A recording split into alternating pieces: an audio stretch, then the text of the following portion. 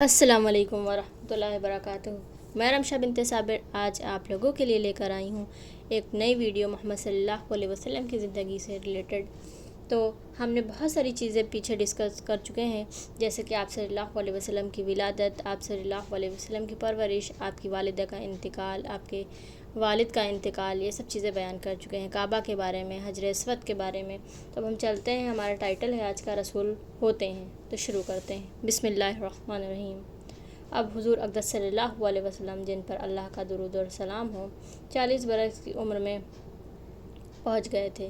یہ وہ زمانہ ہوتا ہے جب آدمی کی سمجھ بوجھ پوری اور عقل پختہ ہو جاتی ہے، شروع جوانی کی خواہشیں مر چکی ہوتی ہیں، دنیا کا اچھا برا تجربہ ہو چکا ہوتا ہے۔ یہی عمر اس کے لیے مناسب ہے کہ اللہ تعالیٰ اس کو اپنا رسول اور قاصد بنائے، اور جاہلوں کے سکھانے اور نادانوں کو بتانے کے لیے اس کو ان کا استاد مقرر فرمائے۔ اللہ اپنے رسول کو فرشتوں کے ذریعے سے اپنی باتوں سے آگاہ فرماتا ہے اور ان کو اپنا کلام سناتا ہے۔ وہ رسول صلی اللہ علیہ وسلم فرشتے سے خدا کا کلام سن کر خدا کے بندوں کو وحی سناتے ہیں کہ جو نیک بندے اللہ اور اس کے رسول کی باتوں کو سنتے ہیں، وہ ان پر ایمان لے آتے ہیں اور ان کو ماننے لگتے ہیں اور ان کے حکموں پر چلنے لگتے ہیں، وہ مسلمان کہلاتے ہیں۔ اللہ ان سے خوش ہوتا ہے، پیار کرتا ہے، اور جب تک وہ جیتے ہیں اللہ ان کو ہر طرح کا انعامات دیتا ہے اور ان پر اپنی برکت اتارتا رہتا ہے، اور جب وہ مر جاتے ہیں تو ان کی روح کو آرام اور چین نصیب کرتا ہے، اور قیامت کے بعد جب پھر سب لوگ جی اٹھا لیے جائیں گے تو نیک لوگوں کو اللہ وہاں ہر طرح کی راحت نصیب کرے گا، وہ بادشاہوں سے بڑھ کر ہے، ہر طرح کا آرام اور چین پائیں گے۔ یہ بادشاہوں سے بڑھ چین اور آرام پائیں گے، اس کا نام بہشت ہے اور اسی کو جنت بھی کہتے ہیں۔ یہ وہاں داخل ہوں گے، اور جو لوگ اس رسول کی بات کو نہیں مانتے ہیں اور خدا کے کلام کو نہیں سنتے ہیں اور اس کے حکموں پر نہیں چلتے ہیں، وہ اس دنیا میں بھی دل کا چین اور روح کا آرام نہیں پاتے، اور مرنے کے بعد بھی خدا کی خوشی نودی سے محروم رہتے ہیں، اور قیامت کے بعد وہ دکھ اور درد اور سزا پانے کے لیے مقرر کیے جائیں گے، اور انہیں جنت میں نہیں بلکہ جہنم میں ڈال دیا جائے گا، اور انہیں ایسی تکلیف دی جائیں گی جو ان سے کبھی اٹھائی نہیں جائیں گی، اور وہ مقام جہاں ان کو یہ سزا ملے گی دوزخ ہے، جس کو جہنم بھی کہتے ہیں۔ جس اللہ نے اپنے بندوں کے لیے زمین آسمان بنایا، طرح طرح کے اناج، میوے اور پھل پیدا کیے ہیں، پہننے کو رنگ برنگے کپڑے، زمین میں قسم قسم کے سبز اور پھل اگائے، جس نے انسان کے چند روز آرام کے لیے یہ کچھ بنایا ہے، کیا اس نے ان کی ہمیشگی کے لیے کیسا بنایا ہوگا؟ ذرا سوچئے۔ جس طرح اس دنیا کے قائد قانون بنانے اور سکھانے کے لیے استاد مقرر کیے ہوئے ہیں، اسی طرح اس دنیا کے قاعدے و قانون بنانے کے لیے رسول اور پیغمبر بنائے ہیں، اور جس طرح اس دنیا کے استادوں اور ڈاکٹروں کا کہنا اگر ہم نہ مانیں تو ہم کو دنیا میں اپنی نادانی اور جہالت سے بڑی تکلیفیں اٹھانی پڑتی ہیں، اسی طرح اگر ہم اپنی نادانی اور جہالت سے رسول اور پیغمبروں کا کہنا نہ مانیں گے تو اس دنیا میں بھی ہم تکلیفیں اٹھائیں گے اور آخرت میں بھی تکلیفیں اٹھائیں گے۔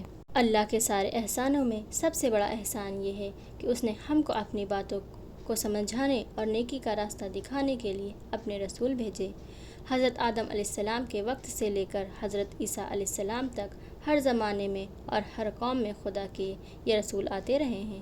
سب سے پیچھے سب سے رسولوں کے سردار یعنی محمد صلی اللہ علیہ وسلم کو بھیجا، جن کے بعد اب کوئی نبی نہ آنے والا ہے، کیونکہ خدا کی بات پوری ہو چکی ہے اور خدا کا پیغام ہر جگہ پہنچ چکا ہے۔ اب ہم چلتے ہیں ایک نئی ٹائٹل کی طرف، اور وہ ایک اور حصہ ہے اسی رسول ہوتے ہیں اس کا، کہ وہی ہمارے رسول صلی اللہ علیہ وسلم کو 40 برس کی عمر میں جب اللہ تعالیٰ نے رسول بنانا چاہا، اس سے پہلے آپ صلی اللہ علیہ وسلم کو اکیلے رہنا پسند تھا، کئی روز کا کھانا لے لیتے اور مکہ کے قریب ایک پہاڑ کی غار میں جس کا نام ہرا تھا چلے جاتے اور اللہ کی باتوں پر غور کرتے۔ دنیا کی گمراہی اور عرب کے لوگوں کی یہ بری حالت دیکھ کر آپ صلی اللہ علیہ وسلم کا دل دکھتا تھا۔ آپ صلی اللہ علیہ وسلم اس غار میں دن رات خدا کی عبادت اور سوچ میں پڑے رہتے تھے۔ ایک دن ایسا ہوا کہ اللہ کے حکم سے اللہ کا وہ فرشتہ جو اللہ کا کلام اور پیام لے کر آتا تھا، وہ رسول صلی اللہ علیہ وسلم کے پاس آیا، اور جس کا نام جبرائیل علیہ السلام ہے۔ نظر آیا اس فرشتے نے خدا کا بھیجا ہوا سب سے پہلا پیغام، جس کو وحی کہتے ہیں، محمد صلی اللہ علیہ وسلم کو سنایا۔ خدا کی بھیجی ہوئی پہلی وحی یہ ہے، جو کہ سورہ علق ہے۔ ہم اس کا آپ کو ترجمہ بتا دیتے ہیں۔ اپنے خدا کے نام پڑھ، جس نے کائنات کو پیدا کیا، جس نے انسان کو جمے ہوئے خون سے بنایا۔ پڑھ، تیرا خدا بڑا ہی کریم ہے، جس نے قلم کے ذریعے علم کو سکھایا، انسانوں کو وہ بتایا جو وہ نہیں جانتے تھے۔ یہ ہمارے رسول اقدس صلی اللہ علیہ وسلم پر پہلی وحی آئی۔ اس وحی کا آنا تھا کہ رسول صلی اللہ علیہ وسلم پر امت کی تعلیم کا بڑا بوجھ ڈال دیا گیا۔ نادانوں کو بتانا، انجانوں کو سکھانا، اندھیرے میں چلنے والوں کو روشنی میں دکھانا اور بتوں کے پجاریوں کو خدا پاک کے نام سے آشنا کرنا آپ صلی اللہ علیہ وسلم کا کام ٹھہرایا گیا۔ آپ صلی اللہ علیہ وسلم کا دل اس بوجھ کے ڈر سے کانپ گیا۔ اس حالت میں آپ صلی اللہ علیہ وسلم گھر واپس آئے اور اپنی بیوی حضرت خدیجہ رضی اللہ تعالیٰ عنہا سے سارا واقعہ بیان کیا۔ حضرت خدیجہ رضی اللہ تعالیٰ عنہا نے آپ صلی اللہ علیہ وسلم کو تسلی دی اور کہا کہ آپ صلی اللہ علیہ وسلم غریبوں پر رحم فرماتے ہیں، بے کسوں کی مدد کرتے ہیں اور جو قرضوں کی بوجھ سے دبے ہوئے ہیں ان کا بوجھ ہلکا کر دیتے ہیں۔ اللہ تعالیٰ ایسے آدمیوں کو یوں نہ چھوڑے گا۔ پھر آپ صلی اللہ علیہ وسلم کو اپنے چچیرے بھائی کے یہاں لے گئے، جو کہ عیسائی ہو گئے تھے اور عبرانی زبان جانتے تھے اور حضرت موسیٰ علیہ السلام کی کتاب تورات اور حضرت عیسیٰ علیہ السلام کی کتاب انجیل پڑھے ہوئے تھے۔ انہوں نے خدائے رسول اکرم صلی اللہ علیہ وسلم، ان پر درود و سلام ہو، سے سارا ماجرا سنا تو کہا کہ وہی خدا کا فرشتہ ہے جو موسیٰ علیہ السلام پر اترا تھا۔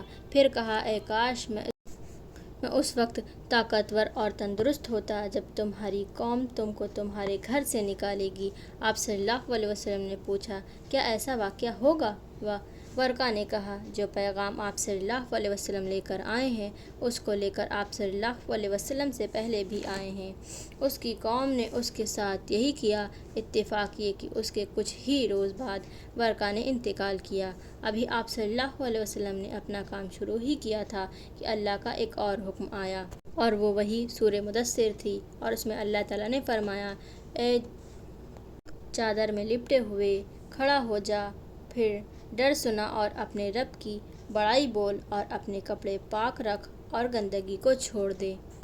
اس وحی کے آنے کے بعد آپ صلی اللہ علیہ وسلم پر فرض ہو گیا کہ خدا پر بھروسہ کر کے کھڑے ہو جائیں اور لوگوں کو خدا کی باتیں سنائیں، رب کی بڑائی بولیں اور ناپاکی اور گندگی کی باتوں سے لوگوں کو بچائیں۔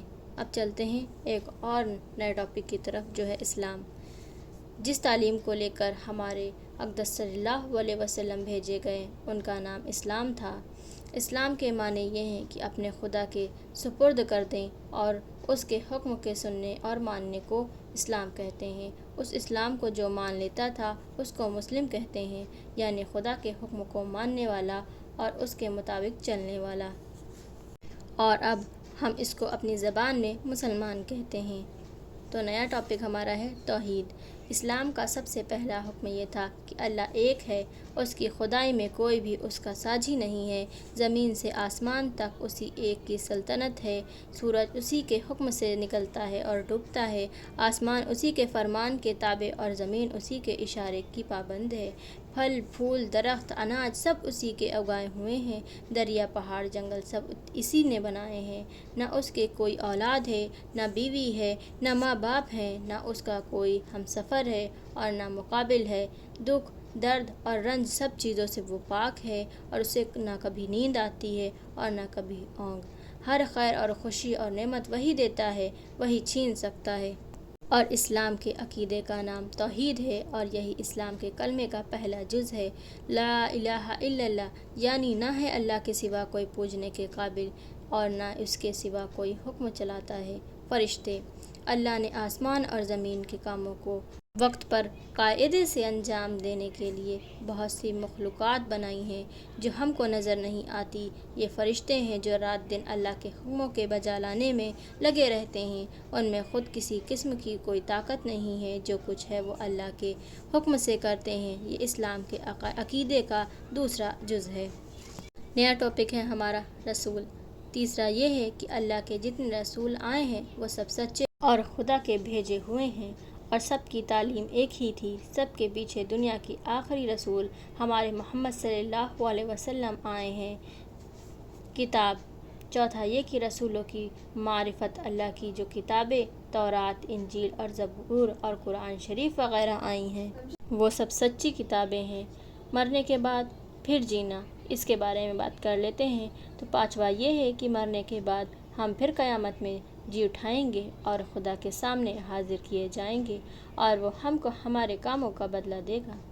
ایمان، یہی 5 باتیں اسلام کا اصل عقیدے ہیں جن پر ہر مسلمان یقین کرتا ہے۔ ان باتوں کو مختصر کر کے اپنی زبان سے کہنے اور دل کے یقین کرنے کو ایمان کہتے ہیں۔ لا الہ الا اللہ محمد رسول اللہ، خدائے برحق کے سوا کوئی اللہ نہیں ہے اور محمد صلی اللہ علیہ وسلم خدا کے بھیجے ہوئے رسول ہیں۔ محمد صلی اللہ علیہ وسلم کو انہی باتوں کو پھیلانے اور لوگوں کو سمجھانے کا حکم دیا گیا ہے۔ پہلے مسلمان ہونے والے عرب کے لوگ پرلے درجے کے جاہل، نادان اور خدا کے دین سے بے خبر ہو گئے تھے اور شرک و کفر میں ایسے پھنسے تھے کہ ان کی برائی وہ سن نہیں بھی سکتے تھے۔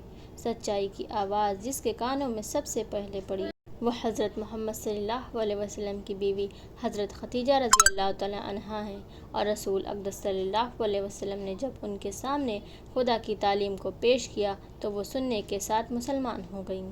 آپ صلی اللہ علیہ وسلم کے مرد ساتھیوں میں حضرت ابو بکر صدیق رضی اللہ تعالیٰ عنہ نام قریش کے جو مشہور سوداگر تھے، ہمارے رسول اقدس صلی اللہ علیہ وسلم نے جب ان کو خدا کا پیغام سنایا تو وہ بھی فوراً کلمہ پڑھ کر مسلمان ہو گئے، اور اس وقت سے برابر آپ صلی اللہ علیہ وسلم کے کام میں آپ صلی اللہ علیہ وسلم کے ساتھ رہنے لگے۔